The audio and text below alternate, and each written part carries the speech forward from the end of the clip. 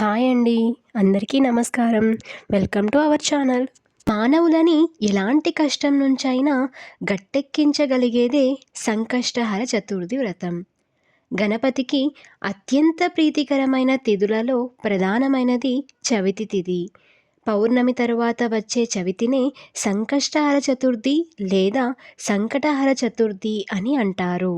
ఒకవేళ సంకష్టహర చతుర్థి మంగళవారం కాని వస్తే చాలా విశేషమైనది. దానినే అంగారక చతుర్థి అంటారు. అంగారక చతుర్థి రోజున సంకష్టహర చతుర్థి వ్రతం చేస్తే జాతకంలోని కుజదోషాలు, సమస్యలు తొలగిపోయి చేసే ఏ పనిలో అయినా సంకటాలు తొలగిపోయి సఫలం చేకూరుతుందని నమ్మకం.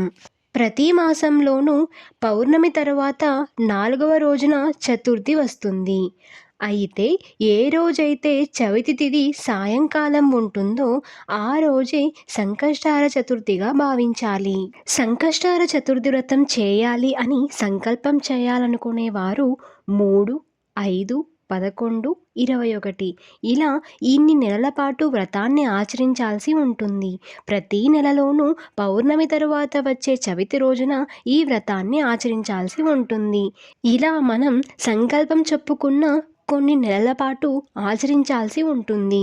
మనకు మధ్యలో ఏదైనా ఆటంకం వచ్చి వ్రతాన్ని ఆచరించలేకపోతే తరువాత నెల నుంచి అలానే వ్రతాన్ని కంటిన్యూ చేసుకోవచ్చు. ఇక వ్రతం ఎలా చేసుకోవాలో చూద్దాం. ఈ వ్రతాన్ని ఆచరించాలి అనుకునేవారు ఉదయమే లేచి ఇల్లు శుభ్రం చేసుకుని ఇంటి ముందు చక్కగా ముగ్గులు వేసి తలస్నానం చేసి ఎలా అయితే మనం వినాయక చవితి పూజ చేస్తామో అలాగే సంకష్టహర చతుర్థి వ్రతం కూడా చేసుకోవాలి. ముందుగా వినాయకుడి కోసం పీఠం ఏర్పాటు చేసుకొని ఒక తెల్లని వస్త్రాన్ని ఏర్పరిచి మన దగ్గర ఉన్నటువంటి వినాయకుడిని ఏర్పాటు చేసుకోవాలి. అలాగే పూలతో అలంకరించుకోవాలి. తరువాత పసుపుతో గౌరీ గణపతిని చేసుకొని ముందుగా గౌరీ గణపతికి పూజ చేసుకోవాలి.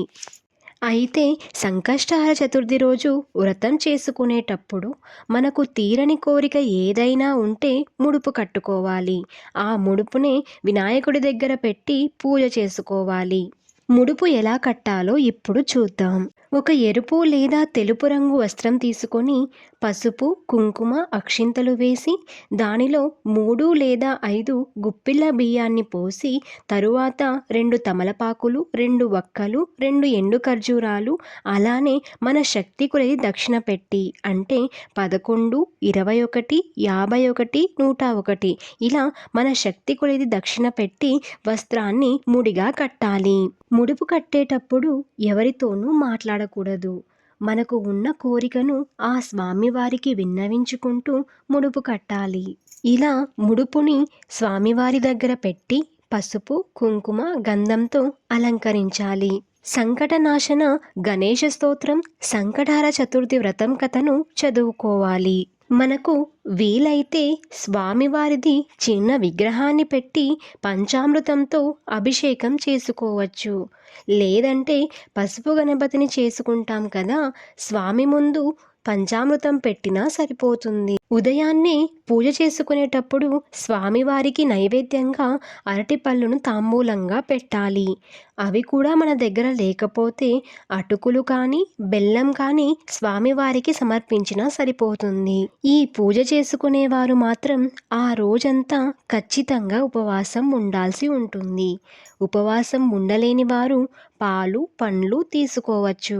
సాయంత్రం 6 గంటల తర్వాత స్వామివారికి లఘువుగా పూజ చేసుకొని ఉదయం కట్టిన ముడుపును విప్పి ఆ బియ్యంతో కుడుములు కానీ పరమాన్నం కానీ ప్రసాదంగా చేసి స్వామివారికి ప్రసాదంగా నివేదించాలి. అలాగే స్వామివారికి తప్పకుండా గరికతో పూజ చేయాలి. పూజ అనంతరం ఆకాశంలోని చందమామను చూసిన తరువాత ఆహారం తీసుకోవచ్చు. అలానే ఆ రోజు బ్రహ్మచర్యం పాటించాల్సి ఉంటుంది. మేము ఇంట్లో ఈ వ్రతాన్ని చేసుకోలేము అనుకునేవారు దేవాలయంకి వెళ్ళి అక్కడ చేసే వ్రతంలో పాల్గొనినా సరిపోతుంది.